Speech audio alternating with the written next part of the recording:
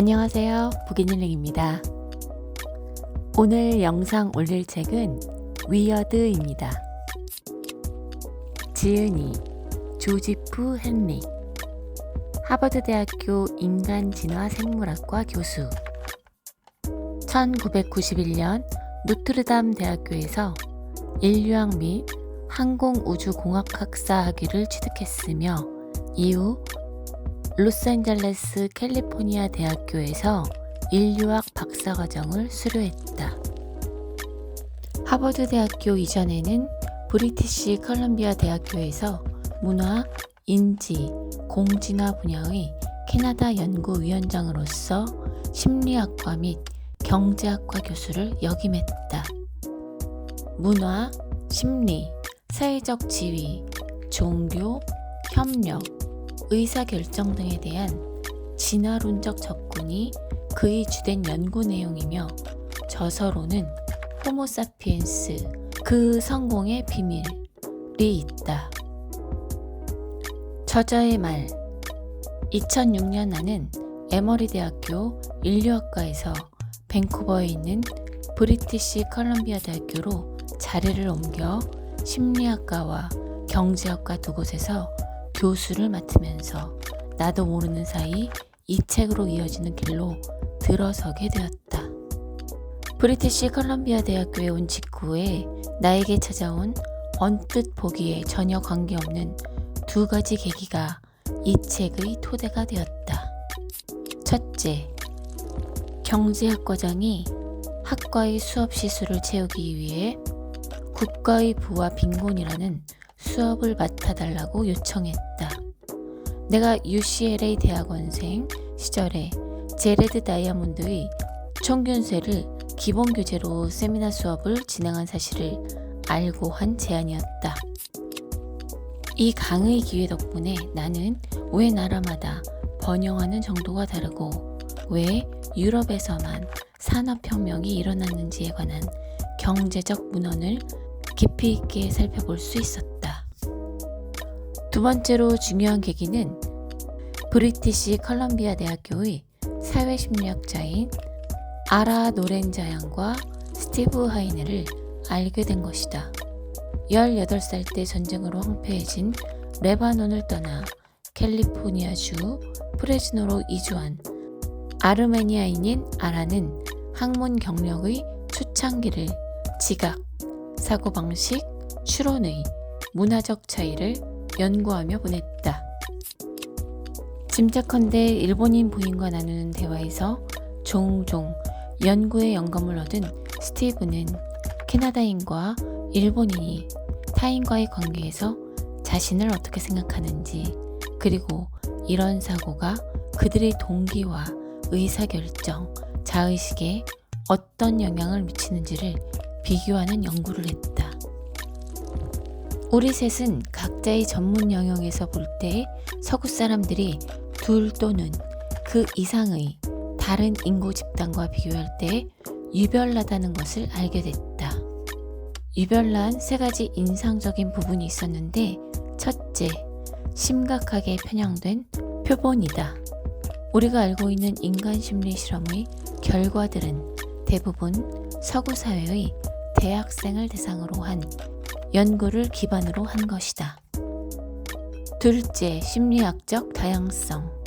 여러 중요한 영역에서 나타나는 인구 집단 사이의 심리학적 차이는 심리학이나 행동경제학 분야의 교과서나 주요 저널을 바탕으로 기대할 법한 것보다 훨씬 큰 변이를 보여준다.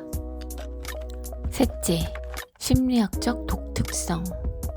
여러 인구 집단에서 뽑아낼 수 있는 비교문화 데이터를 보면 서구의 표본은 대체로 전체 분포에서 한쪽 극단에 고정되어 있다. 서구의 표본은 심리학적으로 이상하다. 머릿말. 우리의 뇌는 오늘날 사회가 높이 평가하는 한 가지 기술을 획득하는 과정에서 변경되어 왔다. 즉, 신경회로의 배선이 바뀌었다. 최근까지 이 기술은 거의 또는 전혀 쓸모가 없었고 대부분의 사회에서 대다수의 사람들은 이 기술을 전혀 배우지 않았다. 이 능력을 발전시키면서 우리의 뇌에는 다음과 같은 변화가 일어났다. 1. 언어, 대상 인식, 표정 처리 중추 사이에 있는 좌뇌의 복즉 후두, 축두 영역이 분화했다. 2. 좌뇌와 우뇌를 연결하는 정보 고속도로인 뇌들보가 굵어졌다. 3. 언어를 처리하고 타인의 마음에 관해 생각하는 등 다양한 신경 관련 일을 하는 뇌 영역들 뿐 아니라 언어를 만들어내는 전전 두피질 부위도 바뀌었다. 4. 언어 기억이 개선되고 언어를 처리할 때 뇌의 활성화가 확대되었다. 5. 얼굴 인식을 처리하는 영역이 우반부로 이동했다.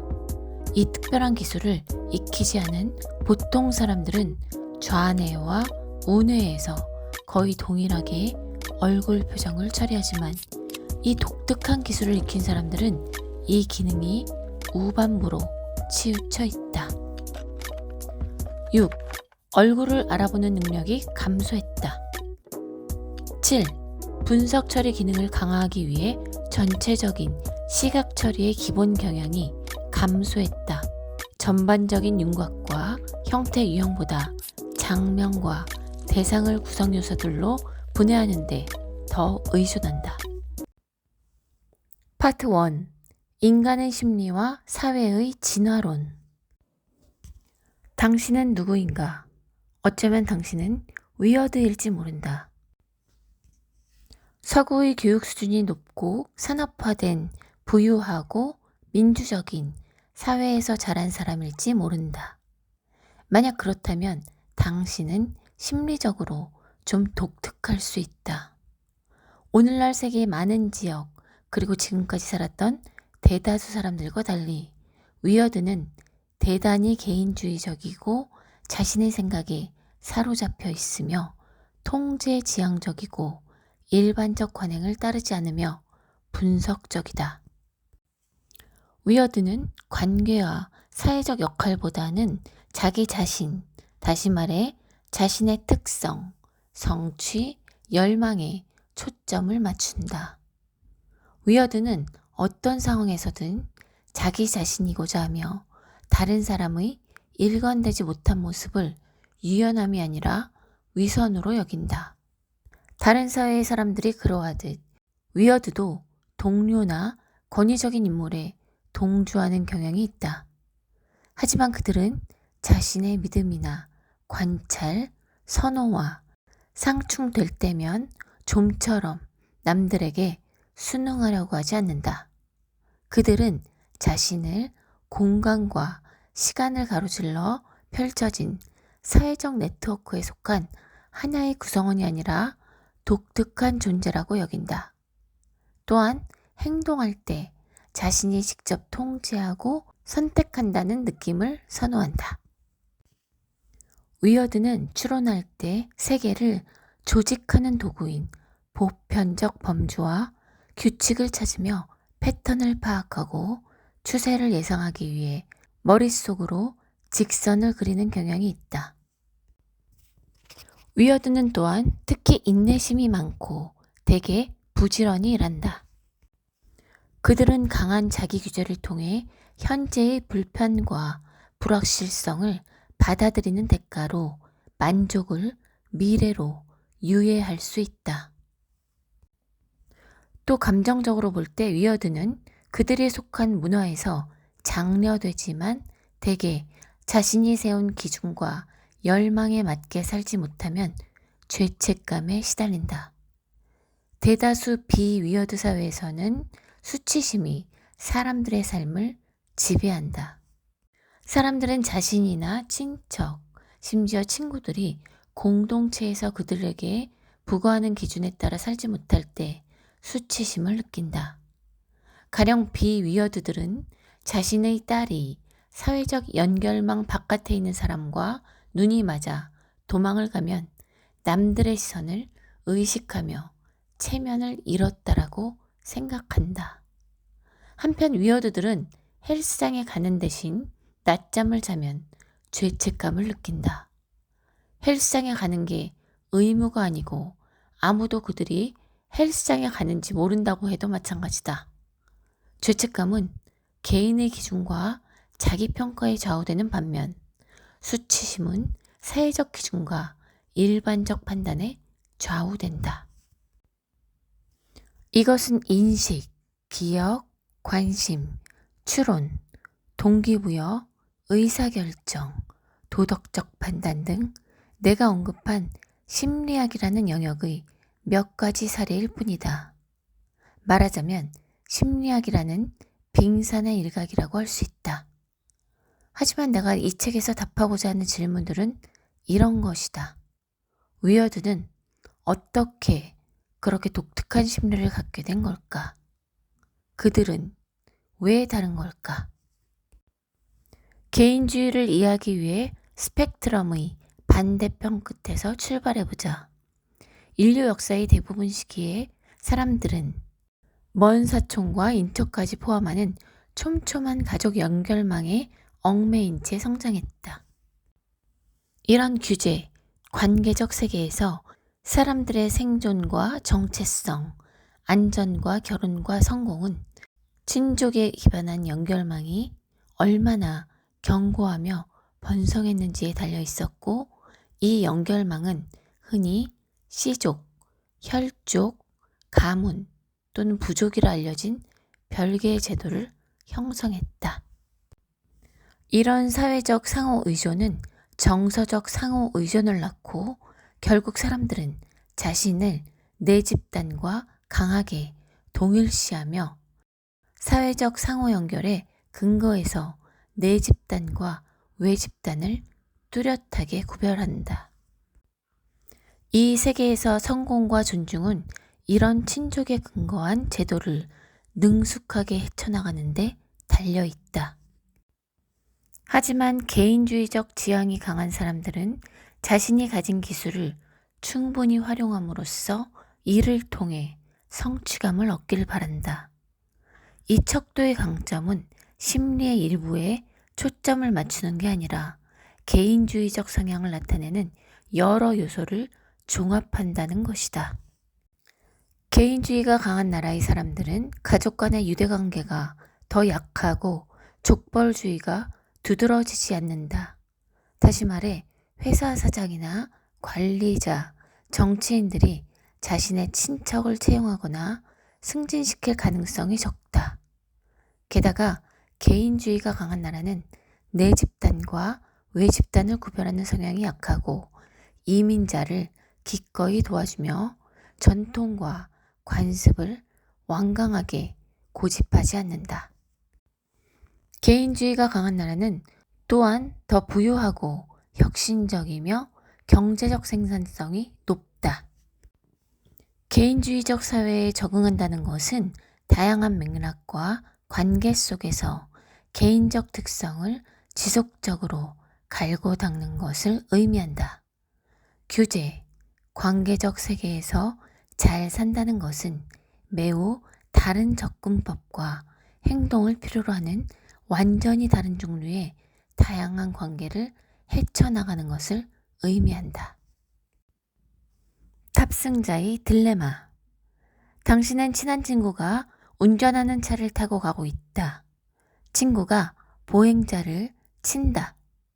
당신은 최고 속도가 시속 20마일인 도시구역에서 친구가 최소한 35마일로 달렸다는 것을 알고 있다. 당신 이외에 다른 목격자는 아무도 없다. 친구의 변호사는 만약 당신이 친구가 시속 20마일로 달렸다고 증언을 해주면 친구가 심각한 법적 처벌을 면할 수 있다고 말한다. 당신은 이런 상황에 대해서 어떻게 생각하는가? A. 친구는 당신이 증언을 해주기를 기대할 분명한 권리가 있고 당신은 친구가 시속 20마일로 달렸다고 증언한다. B. 친구는 당신이 자신에게 유리한 증언을 해줄 것을 기대할 권리가 거의 또는 전혀 없으며 당신은 그가 시속 20마일로 달렸다고 허위 증언하지 않는다. 만약 B를 선택했다면 당신은 아마 캐나다나 스위스, 미국 같은 나라의 위어드일 가능성이 높다. 이 나라에서는 90% 이상의 참가자가 증언을 하지 않기로 결정하고 친구에게 증언을 기대할 권리가 전혀 없다고 생각한다. 이것은 보편주의적 또는 비관계적 응답이다. 이와 대조적으로 네팔, 베네수엘라, 한국에서는 대다수 사람들이 친한 친구를 돕기 위해 기꺼이 거짓으로 증언을 하겠다고 답했다. 이것은 특수주의적 또는 관계적 응답으로 가족과 친구에 대한 충성도를 보여준다. 그들은 정직하고 공정한 규칙을 따르지만 인정 없는 사람이 되고 싶어 하지 않는다. 그 대신 설령 불법적 행동을 하더라도 친구에게 충성을 다하며 지속적인 관계를 공고히 하기를 바란다. 이런 곳에서는 친족을 중용하는 게 흔히 도덕적으로 올바른 일이다. 이와 대조적으로 위어드 사회에서는 많은 사람들이 자격과 능력, 노력 같은 공평한 원칙과 익명의 기준보다 가족과 친구를 중요시하는 이들을 좋지 않게 생각한다. 파트 2. 위어드, 세상에서 가장 이상한 집단의 탄생. 위어드 사회에서 발견되는 가족은 지구적, 역사적 관점에서 볼 때 독특하고 심지어 이국적이다.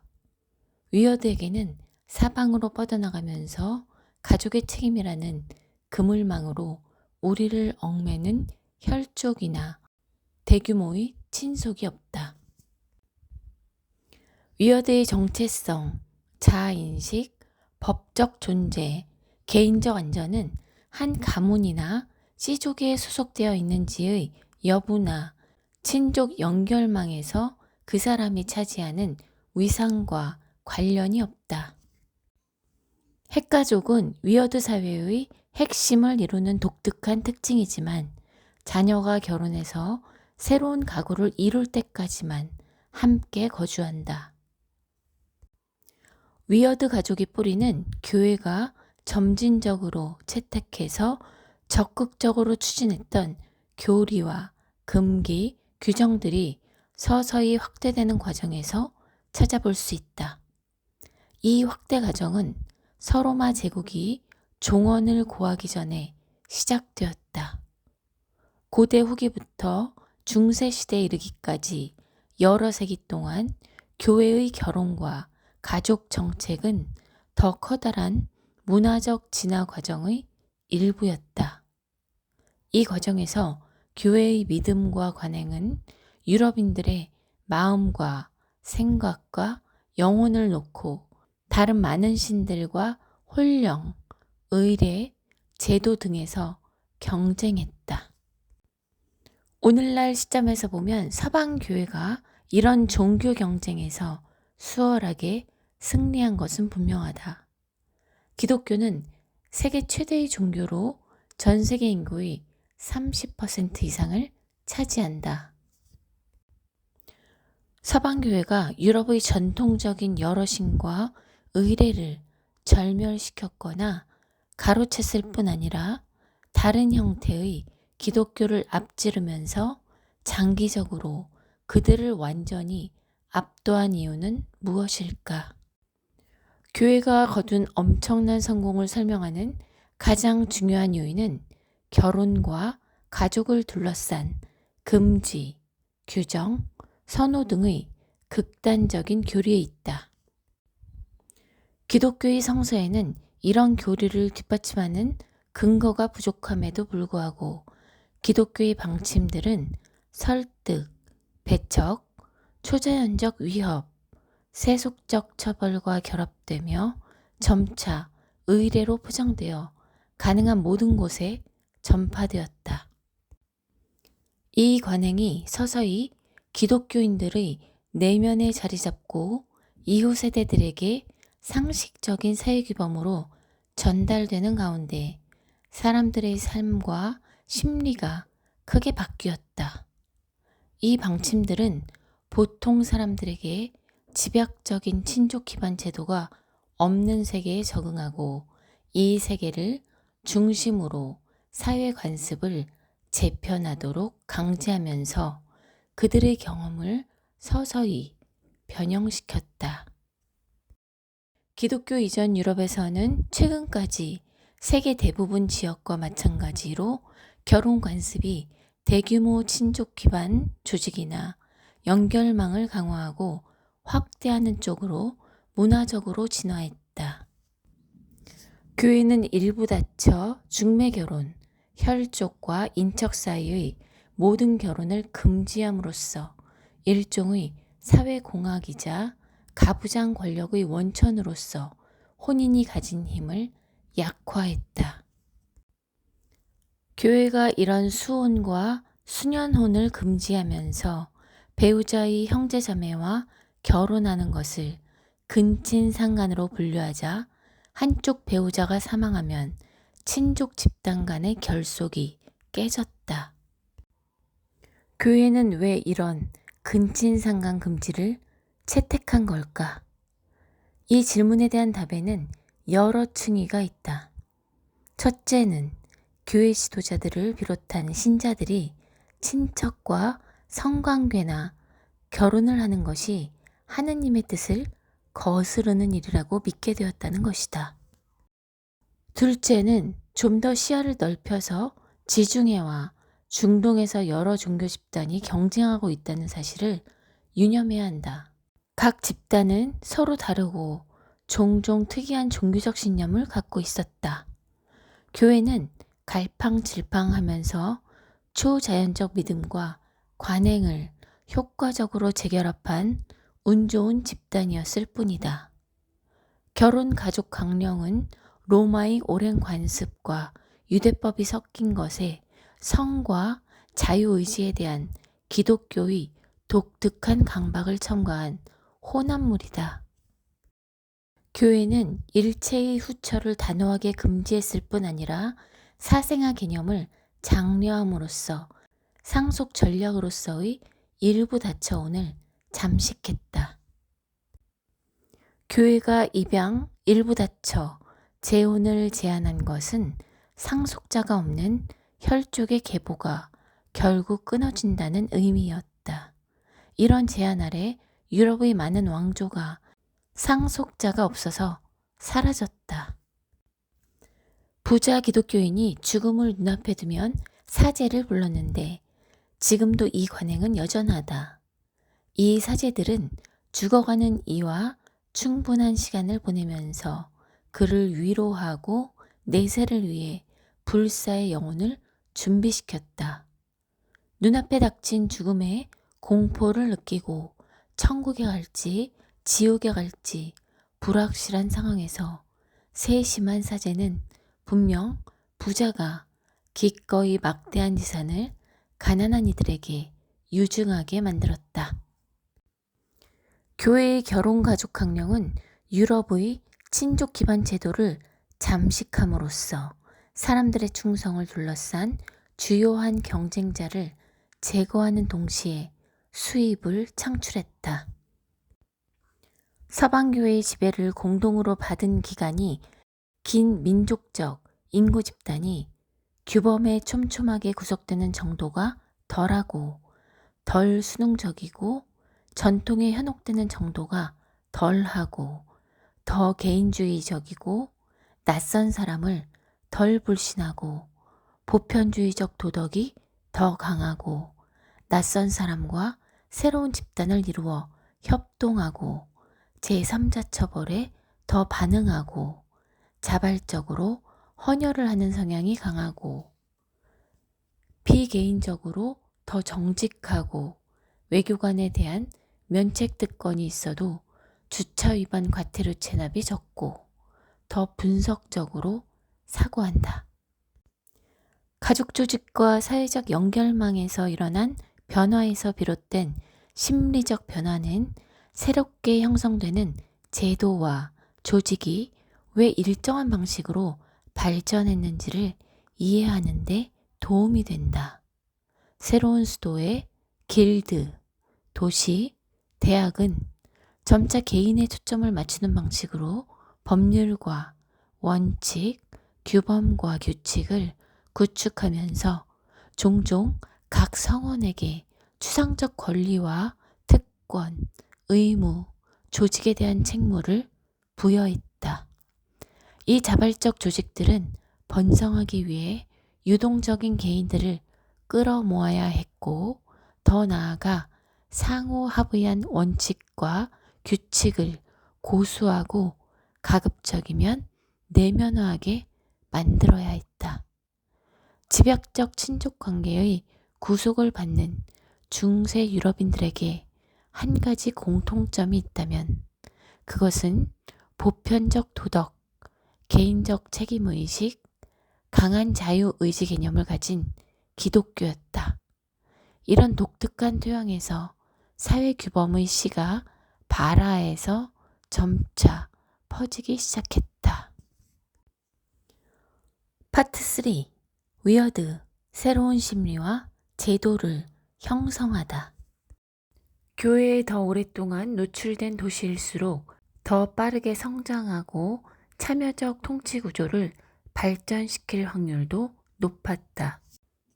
어느 정도의 계약 거래를 중심으로 한 새로운 종류의 비개인적 상업과 교역을 바탕으로 점차 중세 유럽의 도시 공동체들이 세워졌다.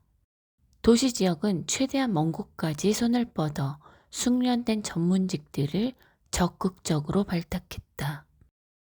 도시 중심지들 사이에서 경쟁이 벌어지면서 잉글랜드, 독일, 네덜란드, 벨기에, 프랑스, 이탈리아 북부의 넓은 땅을 비롯한 몇몇 유럽 지역에서 시장 통합이 극적으로 증대되었다. 새롭게 등장하는 시장 지향적, 비개인적 사회규범의 묶음은 점차 역사학자들이 상인법이라고 이름 붙인 제도를 낳았다. 이 독특한 규범은 나중에 법률이 됐는데 개인적 관계를 거래에서 분리시키기 시작했다는 점에서 낯선 것이었다. 가장 번영한 중세의 도시 공동체는 효과적인 공식적 제도와 법률로 비공식적 규범을 재확인하고 보강하고 뒷받침한 곳들이었다. 이 과정은 다른 자발적 결사체인 대학의 확산으로 촉진되었다. 유럽 전역에서 대학이 싹을 틔우기 시작해서 13세기 초에는 파리와 옥스퍼드에 대학이 생겼다. 대학들이 본거지와 도시에서 경제 성장에 박차를 가했다.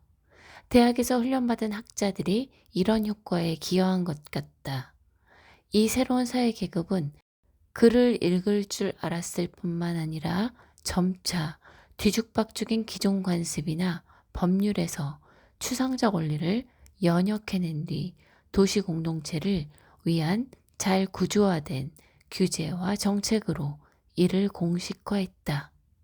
공식 법률은 비개인적 상업 및 무역과 관련된 기존 관습에 활기를 불어넣고 그것을 한층 더 표준화했다.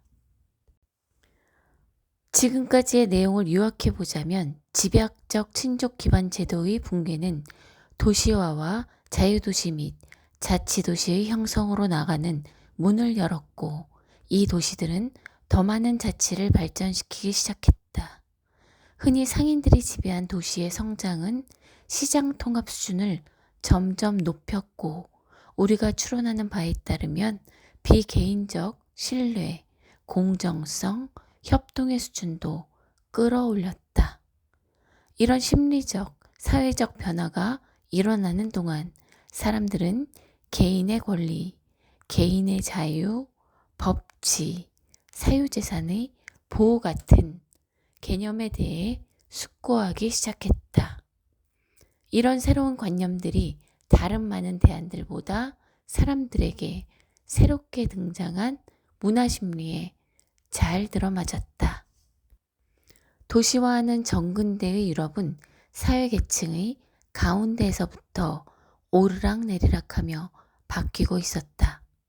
이런 지속적인 심리적, 사회적 변화를 가장 마지막으로 느낀 것은 가장 외딴 곳에 살고 있던 자급자족형 농민과 가장 상위 계급인 귀족이었다. 귀족은 도시의 중간 계급에게 권력을 빼앗긴 지 오랜 뒤에도 집약적 형태의 친족 관계를 통해 여러 세기 동안 권력을 계속 강화했다. 물론 급속하게 성장하는 도시 중심지에서도 이 과정이 순조롭고 연속적으로 진행된 것은 아니었다. 자발적 결사체의 기능에 가장 큰 위협이 되었던 것 중 하나는 예나 지금이나 집약적 친족이다.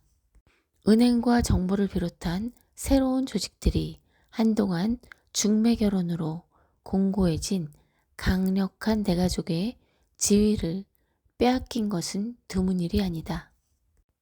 하지만 앞서 언급한 것처럼 장기적으로 보면 이는 힘든 길이었다. 교회가 집약적 친족의 기본적인 도구를 대부분 억압했기 때문이다. 이런 제약 아래서 가족 사업은 다른 조직 형태를 경쟁해서 이기려고 분투했다. 그와 동시에 정치적으로나 경제적으로 강력한 혈족일수록 일부 다쳐 관습적 상속, 재혼, 입양이 없으면 자취를 감출 가능성이 높았다. 한편 전쟁에 직접 영향을 받은 사람일수록 자기 팀 동료에 대해 더 평등주의적이었고 다른 팀 선수에 대해 더 높은 경쟁심을 보였다. 인간이란 종은 전쟁을 비롯한 충격에 대해 유전적으로 진화된 대응을 하게 되었다. 이 대응은 적어도 세 가지 방식으로 작동한다. 첫째, 충격적인 사건이 발생하면 상호 의존적 심리가 발동해서 우리가 의존하는 사회적 유대와 공동체에 더욱 많은 투자를 한다. 둘째, 사회규범은 집단의 생존을 증진하도록 문화적으로 진화했기 때문에 전쟁을 비롯한 충격적 사건은 심리적으로 이런 규범 및 관련된 믿음에 대한 헌신을 강화한다. 따라서 사람들은 사회 규범이 다양한 형태의 협동을 규정하는 범위까지 그 규범에 따라 더 협동하고 이런 기준에서 벗어나는 일탈을 더 기꺼이 처벌한다. 셋째, 전쟁, 지진, 그 밖의 재난은 사람들을 종교에 더 헌신하고 의식적으로 참여하게 함으로써 종교 집단의 성장을 가져온다. 이런 현상은 다음과 같은 서로 관련된 두 가지 이유에서 일어난다. 그 이유의 첫 번째는 전쟁을 비롯한 충격적 사건은 사회 규범 및 그와 관련된 믿음을 강화함으로써 사람들이 종교에 더 많이 헌신하고 종교 집단에 더 깊이 관여하게 만든다. 그 이유의 두 번째는 전쟁과 같은 충격적인 사건은 상호 의존적 심리를 자극하여 심리적으로 의지할 수 있는 공동체에 더 많이 투자하고 참여해야 하는 동기를 제공한다. 따라서 서로 도움을 주고받으며 서로를 지원해주는 종교 집단의 특성 때문에 사람들은 더 적극적으로 종교 집단에 참여하게 된다. 우리는 인구 집단들의 마음이 어떻게 문화적 진화에 의해 형성되는지를 검토하지 않고서는 심리를 이해할 수 없다. 사람들의 심리는 자신이 자라난 공동체만이 아니라 과거 제도의 유령들, 즉 조상들이 믿음과 관습, 의례 정체성의 풍부한 체계를 구축하는 바탕에 든 세계에 의해서도 영향을 받는다. 경제학에서도 여전히 지각과 관심, 감정, 도덕, 판단, 추론 등의 차이는 말할 것도 없고 동기나 선호상에서의 문화적으로 진화된 차이가 거의 없는 사고방식으로 뭉쳐 있다. 마지막으로 우리의 심리가 미래에 문화적으로나 수천 년에 걸쳐 유전적으로 계속 진화할 것임은 의심의 여지가 없다. 많은 사회에서 다양한 새로운 기술이 우리의 기억을 증강하고 인지 능력을 형성하고 우리의 개인적 관계와 결혼 양상을 재조정하는 중이다. 그와 동시에 양성평등의 수준과 교육 수준이 높아지면서 우리의 가족이 재조직화 및 축소되고 있다. 로봇과 인공지능이 점차 우리의 육체 노동과 가장 힘든 인지 업무의 다수를 대신하고 있다. 전자상거래가 늘어나고 금융거래 보안이 강화되면서 평판을 철저하게 관리할 필요성이 줄어들고 낯선 사람을 신뢰하고 협동하려는 우리의 내면화된 동기가 약해질지 모른다. 이런 신세계를 마주하면서 우리의 마음이 계속 적응하고 변화할 것임은 의심의 여지가 없다. 미래의 우리는 다르게 생각하고 느끼고 지각하고 도덕적으로 판단할 것이며 세 번째 밀레니엄의 여명기에 살았던 이들의 사고방식을 이해하려고 애쓸 것이다.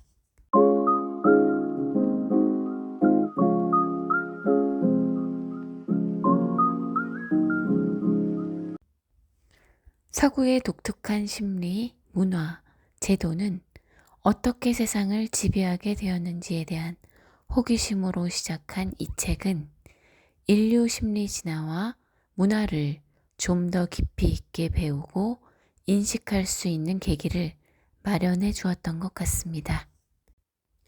그럼 저는 여기서 오늘의 영상을 마치겠습니다. 오늘도 함께 해주셔서 감사합니다.